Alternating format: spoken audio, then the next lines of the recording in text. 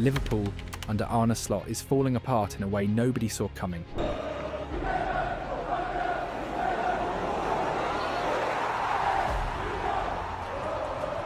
And the numbers paint a picture far darker than anyone expected. After spending £450 million on the transfer market and bringing in stars like Alexander Isak, Hugo Ekitike and Florian Wirtz, Liverpool was supposed to dominate the league, not sit 11th and collapse week after week.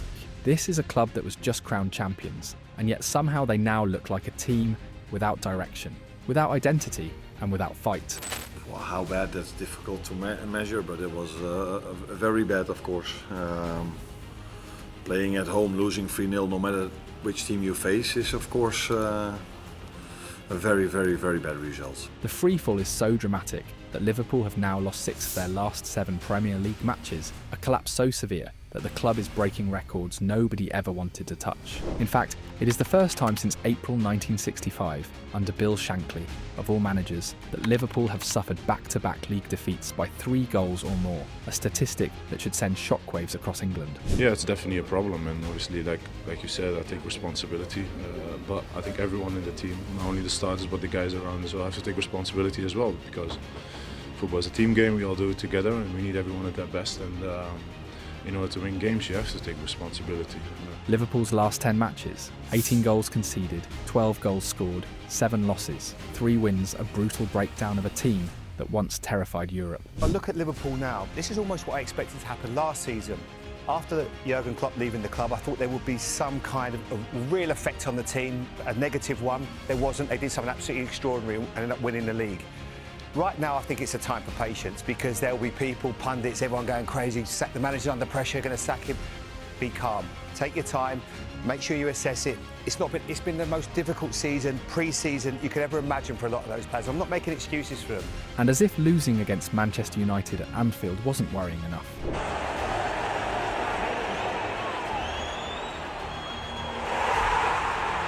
What happened next was even more humiliating. Getting battered by Manchester City is almost expected.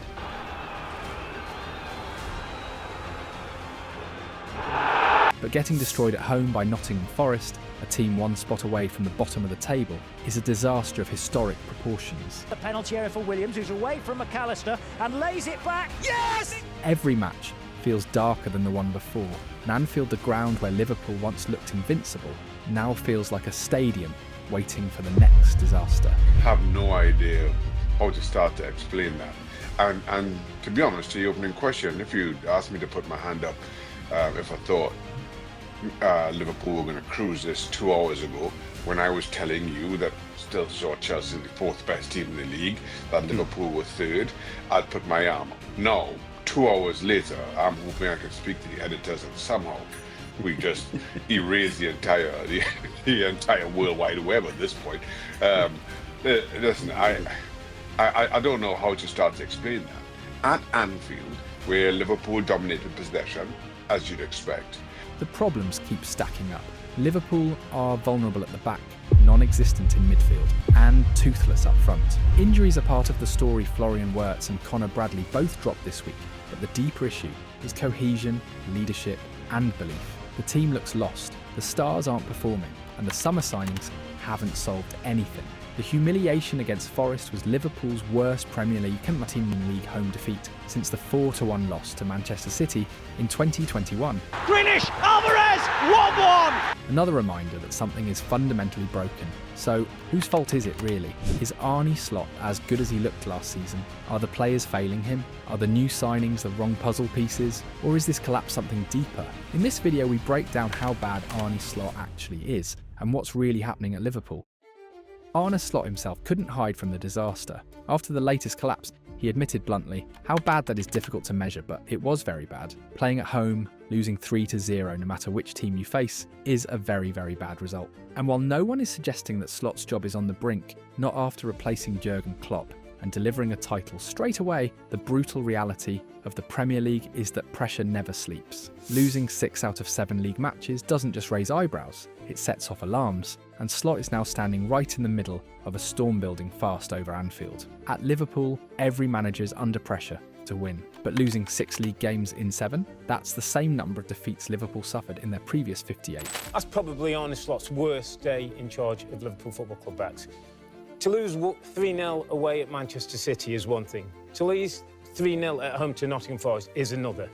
And the game doesn't lie, your eyes don't lie when you're watching that game, and I was all over that game. In that, Murillo and Milenkovic look a better centre-back partner than Van Dijk and Konate right now.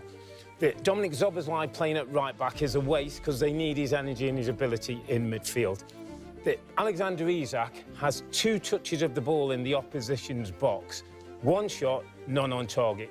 The numbers that are just not good enough. And when a team don't play transition for Liverpool, so with the ball's turning over in this space in behind, they're struggling to break teams down. Even worse, they've now lost 2 of their last 3 home matches, matching the total of their previous 53. The fortress they built last season has crumbled into dust, replaced by a soft, fragile underbelly that opponents expose with shocking ease. And the truth is harsh. It takes something extraordinary or catastrophically misguided to spend £450 million and somehow make last season's title-winning side noticeably worse. Yet that is exactly what Slot and Liverpool's recruitment team have managed so far. But the crisis runs deeper than the scorelines. Liverpool's biggest flaw this season is one that eats teams alive. They collapse the moment they concede first. Astonishingly, they haven't recovered a single point after falling behind in the Premier League this season. Compare that to the title-winning campaign, where no team recovered more points from losing positions 23 in total, thanks to Slot's clever in-game tweaks. The contrast is alarming. Now, every early goal against Liverpool feels like a death sentence, and those early goals keep coming. Crystal Palace scored after 9 minutes. Kamada's corner comes in then, and it is marquee in there. Brentford after 5. Chelsea after 14. Manchester United after just 2 minutes.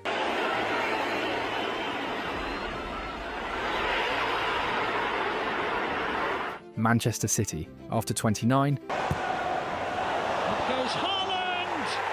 And Nottingham Forest after 33. Anderson, and it's come back post for Murillo! The pattern is brutal and repetitive. One punch and Liverpool collapse. I tried to make a couple of changes, to make a couple of adjustments that didn't work out the way I wanted. Big disappointment. And I said it just a second ago. In the end, when things go well, things don't go well. It's in the end, it's always my responsibility. Yes, Liverpool have struggled with slow starts before Klopp's 2022 season was full of them, but their resilience always pulled them through. Last year, their comeback spirit became a trademark. This year, it's vanished completely, and this is just the beginning of Liverpool's deeper problems. Ibrahima Konate was supposed to be one of Liverpool's safest pillars. Last season, his partnership with Virgil van Dijk provided the foundation for Liverpool's title run. Pace to cover danger, strength to dominate duels, and calmness in possession. But this season, it has all collapsed. Konate has gone from being a solution to becoming a problem, and every match seems to expose him a little more. His lowest point came against Manchester City, a match that felt like a full tactical assault on him. City identified him as the weak link and attacked him relentlessly. The first disaster began on the wing. Doku drives at Bradley shields the ball, Konate steps in to clear it, and instead gifts Doku possession again. Suddenly Doku is free in the box. Mamardashvili rushes out and commits the penalty, but only because of Konate's poor intervention. A small mistake, but with massive consequences. The second error was even worse. Mateus Nunes lifts a simple ball into the area towards Haaland. Konate does nothing. No jump, no pressure, no body contact. Haaland easily drifts behind him, wins the header, uncontested, and scores. A defender of Konate's level cannot allow Erling Haaland that kind of freedom, yet he did. And it isn't just City. Konate has been inconsistent all season, and he's lucky to still be starting games. Yes, he looked great against Arsenal and Real Madrid, but those moments are isolated. The catalogue of mistakes is long. His season started poorly. Against Crystal Palace, after a corner, Mosquera's clearance passes right in front of Konate, and he simply stands there. No jump, no block, no reaction. Palace score while he watches the play unfold. Against Galatasaray, the problem wasn't his defending, it was his decision-making. He receives the ball in midfield, sees a teammate open, but completely fails to notice an opponent reading the passing lane. His pass is weak, predictable, and easily intercepted by Osimhen,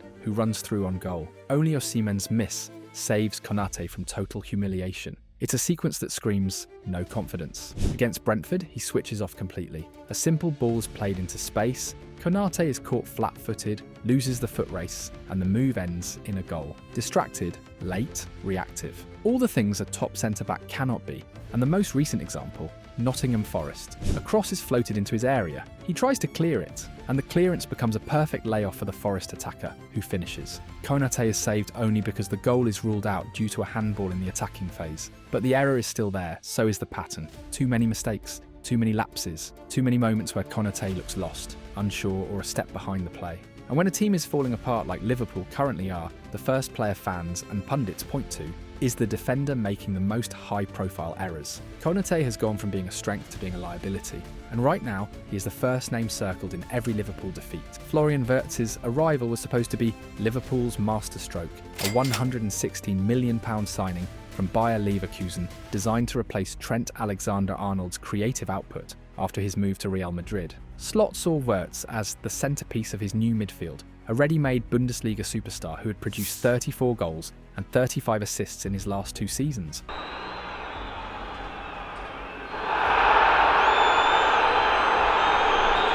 On paper, it all made sense. In reality, the Premier League has swallowed him whole. The intensity, the rhythm, the physical chaos. Wirtz hasn't adapted, not even close. Generally at Liverpool, that there's no concerns at all. I think ultimately, you pay that money for a player because there's hope that in the end they've got the quality to come good, and that's proven true. He's yet to score a single goal or deliver an assist in the league, and it's no coincidence that his only encouraging minutes have come in the Champions League.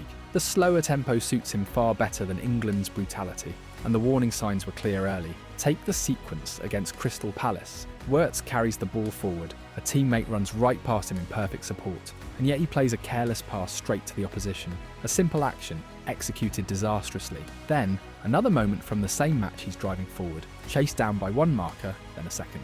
He tries to cut inside, takes too long, loses control, and the ball is stolen from him without Liverpool generating the slightest bit of danger. These are not isolated incidents. They reveal a player still adjusting, still hesitating, still far from Bundesliga comfort. But if Wirtz has struggled, Alexander Isak has been an even bigger disappointment. His £125 million deadline day arrival, the most expensive signing in British football history, was expected to turbocharge Liverpool's attack.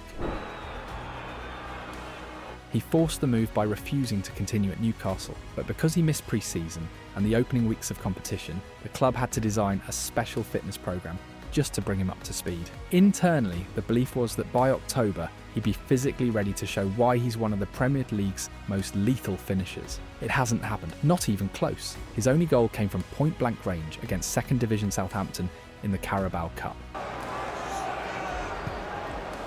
Oh, that's given away by McCarthy. Isak!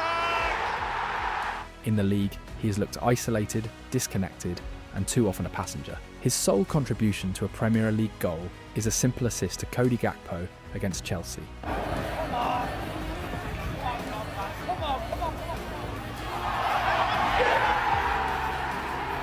Not remotely enough for a striker signed to change Liverpool's destiny, and the eye test is even worse. Look at the sequence against Manchester United.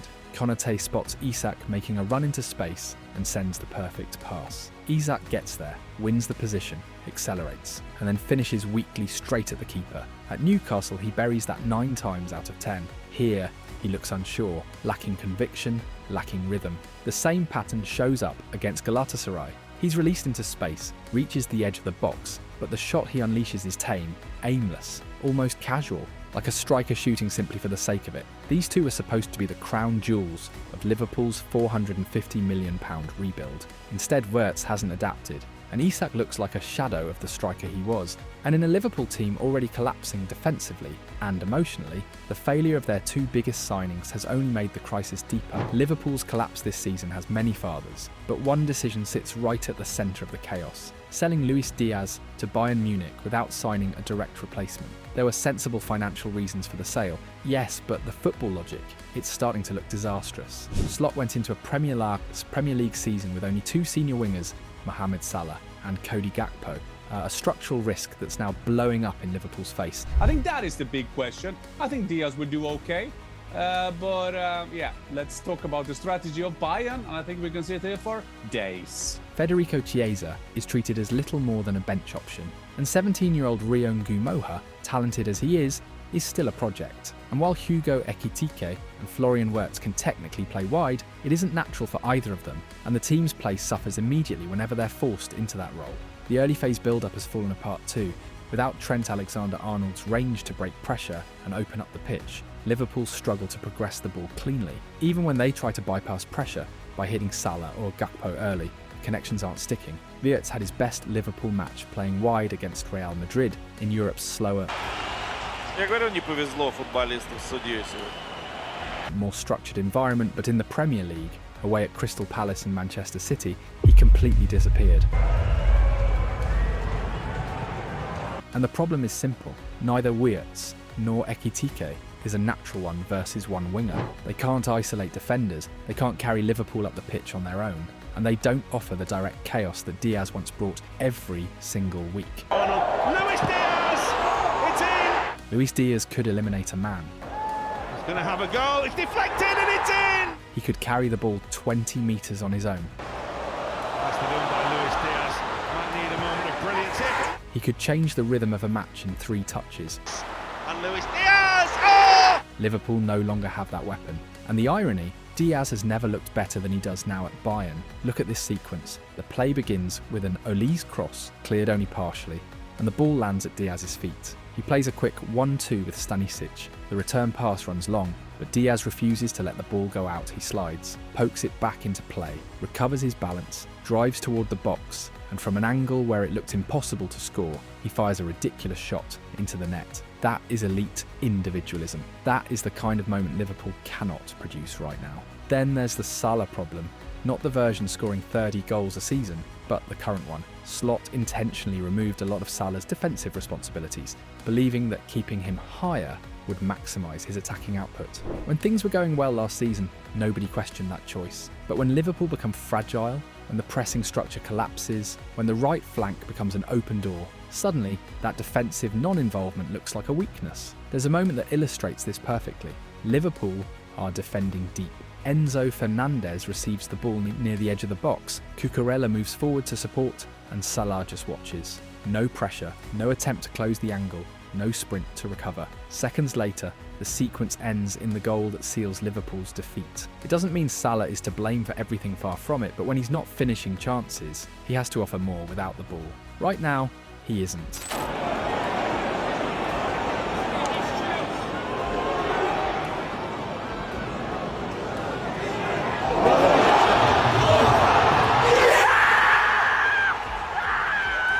And this is the heart of Liverpool's crisis. The squad is unbalanced, the replacements aren't replacements, the stars aren't defending, and the attack has lost its edge. Diaz is thriving at Bayern, while Liverpool are paying the price for failing to replace their only true winger. In the end, the real question isn't whether Arne Slot is a bad manager, because he clearly isn't, but how much of this crisis sits directly on his shoulders. Losing 6 of the last 7 league matches is a collapse of historical proportions, the kind Liverpool have not lived through in decades, and the defeat today only sharpens the spotlight on the Dutch manager. But it's also true that he has never faced a spell this dark in his entire coaching career, never been hit with injuries of this magnitude, and never been forced to operate with so few functioning options in key areas of the pitch. When Florian Wirtz, Connor Bradley, Andy Robertson, and multiple midfielders are unavailable, the system cracks. When Mohamed Salah is out of form, the team loses its attacking heartbeat. When Alexander Isak isn't fit,